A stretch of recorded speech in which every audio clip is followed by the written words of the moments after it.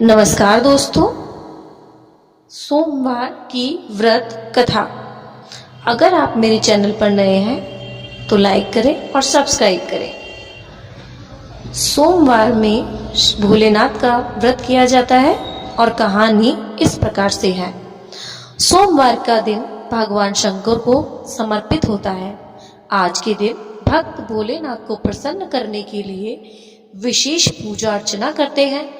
कुछ लोग आज के दिन व्रत भी रखते हैं ताकि शिव की विशेष कृपा प्राप्त की जा सके।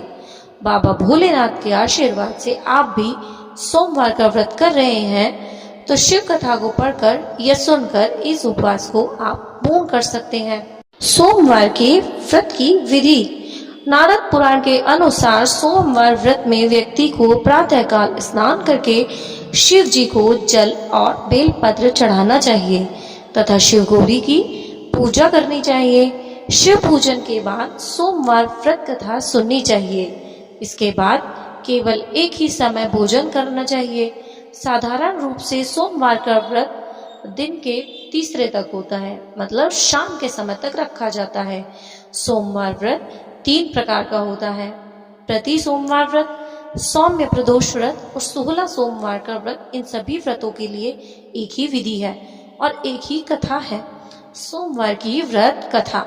एक समय की बात है, किसी नगर में एक साहूकार रहता था। उसके घर में धन की कोई कमी नहीं थी, लेकिन उसकी कोई संतान नहीं थी।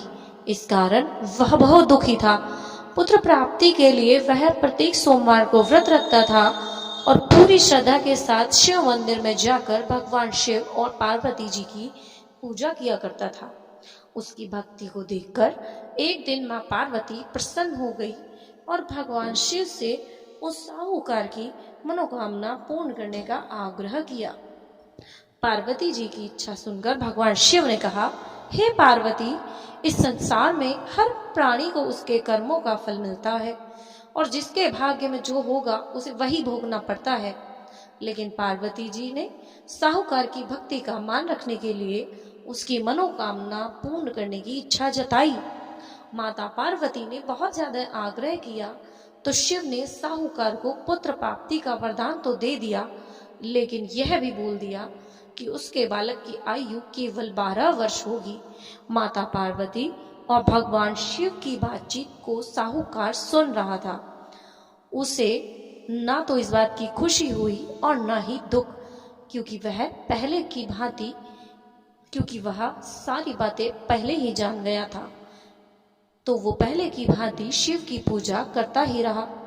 कुछ समय बाद साहूकार के घर एक पुत्र का जन्म हुआ। जब वह जन्म हुआ सभी लोग खुशियां मना रहे थे, लेकिन साहूकार को न खुश हो रही था न दुख हो रहा था। उसको समझ नहीं आ रहा था कि मैं क्या करूं।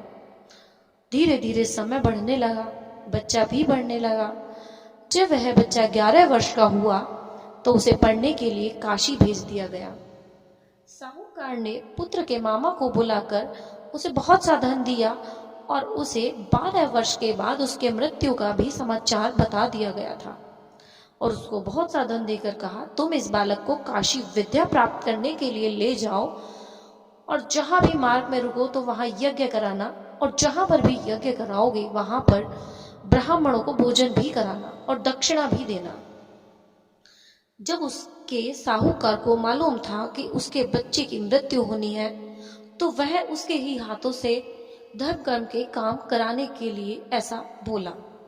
दोनों मामा भांजे इसी तरह यज्ञ करते और ब्राह्मणों को दान दक्षिणा देते काशी की ओर चल पड़े। जहां भी रुकते वहीं पर वो लोग हवन करते और जगह जगह ब्राह्मणों को भोजन भी कराते चले। एक जगह रात में एक नगर पड़ा जहां नगर के राजा की कन्या का विवाह था, लेकिन जिस राजकुमार से उस कन्या का विवाह होने वाला था वह एक आंख से काना था। राजकुमार के पिता ने अपने पुत्र के काना होने की बात छुपा ली थी और जब वो लोग ब्राह्मणों को भोजन कराने के बाद बैठे थे तब साहूकार के पुत्र को देखकर उसके मन में विचार आया, क्यों ना इस लड़के को दूल्हा बनाकर राजकुमारी से विवाह करा दूं। विवाह के बाद इसको धन देकर विदा कर दूंगा और राजकुमारी को अपने साथ ले जाऊंगा।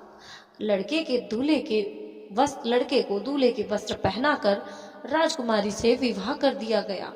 लेकिन साहूकार का पुत्र बहुत ईमानदार था, उसे यह बात पसंद नहीं आ रही थी।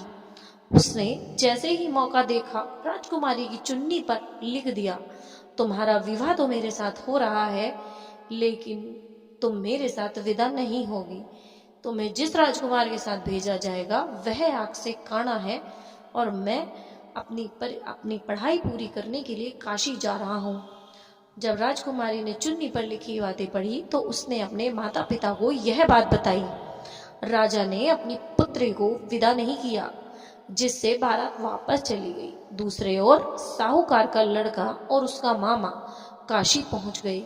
वहां जाकर उन्होंने यज्ञ किया। जिस दिन लड़के की आयु 12 वर्ष की हुई उसी दिन यज्ञ रखा गया था। लड़के ने अपने मामा से कहा, मेरी तबीयत कुछ ठीक नहीं है। मामा ने कहा, तुम अंदर जाकर थोड़ी देर आराम कर लो। शिवजी के वरदान के अनुसार कुछ ही देर में बालक के प्राण निकल गए। मृत भांजे को देखकर उसके मामा ने विलाप करना शुरू किया। संयोगवश उसी समय शिव और माता पार्वती उधर से जा रहे थे। पार्वती ने भगवान से कहा, स्वामी, मुझे इसके रोने का स्वर बिल्कुल नहीं सहन हो पा रहा है। आप इस व्यक्ति के कष्ट को अवश्य दूर करें। जब शिव मृत बालक के समीप गए तो वह बोले कि यह उसी साहूकार का पुत्र है जिसे मैंने 12 वर्ष की आयु का वरदान दिया था। अब इसकी आयु पूर्ण हो चुकी है। लेकिन मातृभाव से विभोर माता पार्वती ने कहा, हे महादेव, आप इस बालक को और आयु देने की कृपा करें, अन्यथा इसके वियोग में इसके माता पिता भी तड़प तड़प कर ही मर जाएंगे। माता पार्वती के आग्रह करने पर भगवान शिव ने उस लड़के को जीवित होने का वरदान दे दिया। शिवजी की कृपा से वह लड़का जीवित हो गया। शिक्षा समाप्त करके लड़का मामा के साथ अपने नगर को चल दिया। दोनों चलते हुए उसी नगर में पहुंचे जहां उसका विवाह हुआ था। उस नगर में भी उन्होंने यज्ञ का आयोजन दोबारा से किया। उस लड़के के ससुर ने उसको पहचान लिया और महल में ले जाकर उसकी खातिरदारी की और अपनी पुत्री को उस साहूकार के लड़के के साथ विदा कर दिया। इधर साहूकार और उसकी पत्नी भूखे प्यासे रहकर बेटे की प्रतीक्षा कर रहे थे। उन्होंने प्रण रखा था कि यदि उन्हें अपने बेटे की मृत्यु का समाचार मिला तो वह भी प्राण त्याग देंगे। परंतु अपने बेटे के जीवित होने का समाचार पाकर वह बेहद प्रसन्न हुए। उसी रात भगवान शिव ने व्यापारी के स्वप्न में आकर कहा, हे श्रेष्ठी, मैंने तेरे सोमवार के व्रत कथा सुनने से प्रसन्न होकर तेरे पुत्र को लंबी आयु प्रदान की है।